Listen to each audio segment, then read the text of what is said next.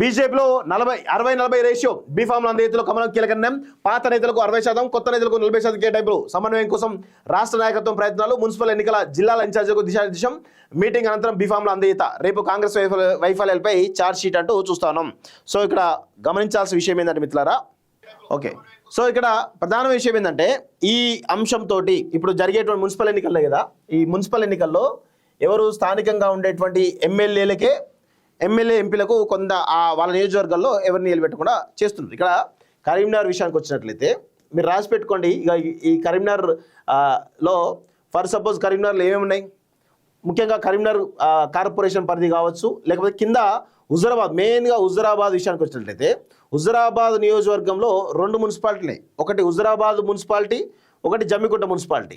So already ఇందులో ఒక ఒప్పందం జరిగిపోయిందట. ఒకటి బీజేపీ కట, ఒకటి బీఆర్ఎస్ కట.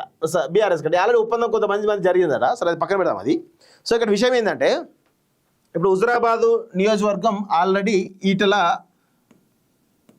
పట్టున్నటువంటి ప్రాంతం. సో ఇప్పుడు ఈటెలకు సంబంధించినటువంటి అనుచరులకు, ఆయనతో కలిసి పనిచేసేటువంటి వాళ్ళకు ఎవరైతే ఉన్నారో వాళ్లకు ఇక్కడ మున్సిపాలిటీ టికెట్లు ఇస్తారా, ఇవ్వకుండా ఇవ్వడానికి బండి సంజయ్ అంగీకారం తెలుపుతాడా, లేకపోతే ఆ జిల్లా అధ్యక్షుడు అంగీకారం తెలుపుతాడా, ఇది గుర్తుపెట్టుకోవాలి. సో ఇప్పుడు జరగబోయే పరిస్థితి ఏంటంటే 100% ఒకవేళ హుజురాబాద్ మున్సిపాలిటీలో కానీ జమ్మికుంట మున్సిపాలిటీలో కానీ ఈటెల వర్గానికి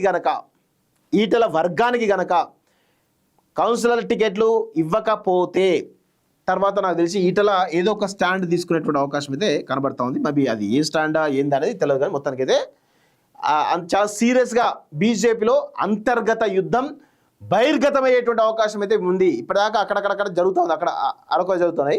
కానీ ఈ ఎన్నికల తర్వాత 100% రాసి పెట్టుకోండి. సో ఈటల ప్రభావం, మరి ఆయన ఏం చేయబోతున్నాడు, ఏంటిది, బహిరంగంగా కూడా విమర్శలు చేసేటువంటి అవకాశాలు ఉండే అవకాశం ఉంది. సో ఇది కనబడతా ఉంది. మరి ఎంతవరకు బండి సంజయ్ తీట నెంబర్ 1 అందులో నో డౌట్. సో ఆ తీట వేషాలతోటి ఆ కౌశిక్ రెడ్డికి ఈయన ఇద్దరు ఒకతాను బిడ్డలే అనుకోండి, ఇద్దరు కలిసి మొత్తానికైతే ఈ హుజురాబాద్ను జమ్మికుంటలో మొత్తం ఈటలను కంప్లీట్ క్లోజ్ చేయాలని చెప్పి ప్లాన్లో ఉన్నారు. సో ఆ దిశగా ప్రయత్నాలు చేస్తున్నారు. సో అటు బీజేపీ బీఆర్ఎస్ కలిసే పనిచేస్తున్నాయి. సో బండి సంజయ్ కౌశిక్ రెడ్డి ఇద్దరు కలిసే పనిచేస్తున్నారు. మరి ఎంతవరకు పోతో చూడాల్సిన అవసరం అయితే ఉంది.